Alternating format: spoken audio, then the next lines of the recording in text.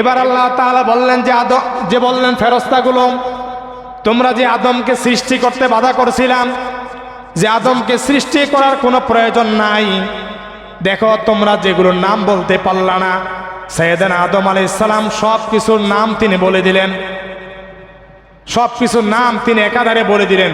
অতএব তোমাদের চাইতে এই আদমের দাম এবং মর্যাদা সবচেয়ে বেশি, অতএব তোমরা আদমকে সিজদা করো। কি করো? আল্লাহ তাআলা বলেন, ওয়াইদ কুলনা লিল মালাইকাতি ইসজুদু লিআদামা ফাসাজাদু ইল্লা ইবলিস। আল্লাহু আকবার।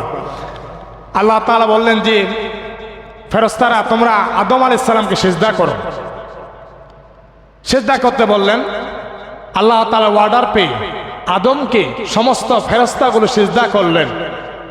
ফাসাজাদু ইল্লা ইবলিস, শুধুমাত্র ইবলিস সিজদা করলেন না।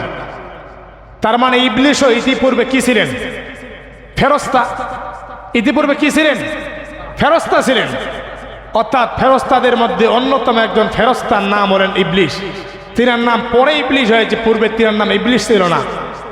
যখন বললেন যে সিজদা করো, এ তখন সিজদা করবে না, সিজদা করলো না। আর বাকি সব ফেরেশতাগুলো সিজদা করলো। সিজদা না করার কারণে সে কি হয়ে গেল? অহংকারী হয়ে গেল, দাম্ভিক হয়ে গেল, শয়তান হয়ে গেল। আল্লাহ তাআলা রেগে গেলেন, ইবলিস তুমি সিজদা করলে না, তার মানে তুমি আল্লাহর আইন মানো।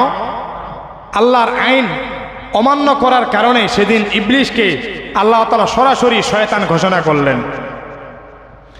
আল্লাহ তাআলা ইবলিসকে জিজ্ঞাসা করলেন, قال ما منعك ألا تسجد إذ أمرتك قال أنا خير منه خلقتني من نار وخلقته من طين।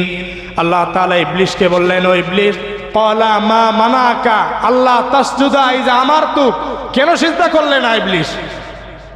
কেন? এটা তো আমার অর্ডার ছিল।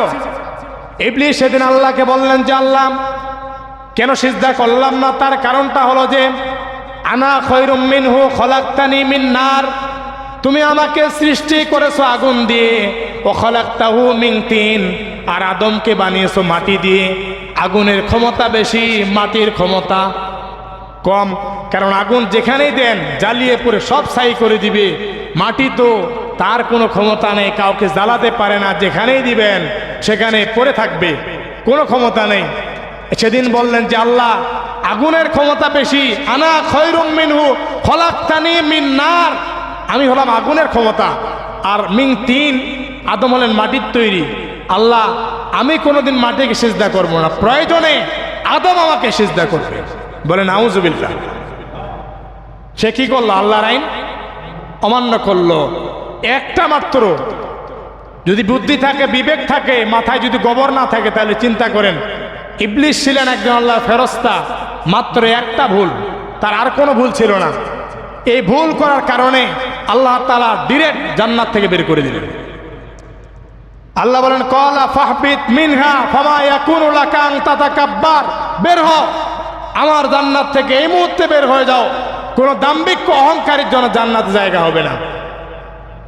যারা অহংকারী করে আমার উপরে, দাম্ভিক্যগিরি দেখায়, ক্ষমতার পাওয়ার দেখায়, এরা জান্নাতে জায়গা হবে না।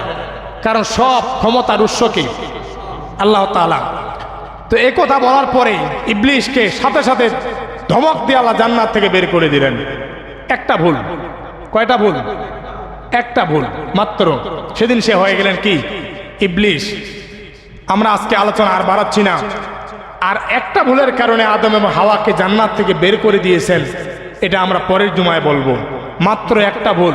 আর আমরা জীবনে কত ভুল করি, আমাদের ভুলের কোনো হিসাব আছে ভাই? এজন্য আসুন তওবা করি, ফিরে আসি আল্লাহর দিকে, জীবনে আর ভুল করব না, চূড়ান্তভাবে সিদ্ধান্ত গ্রহণ করি।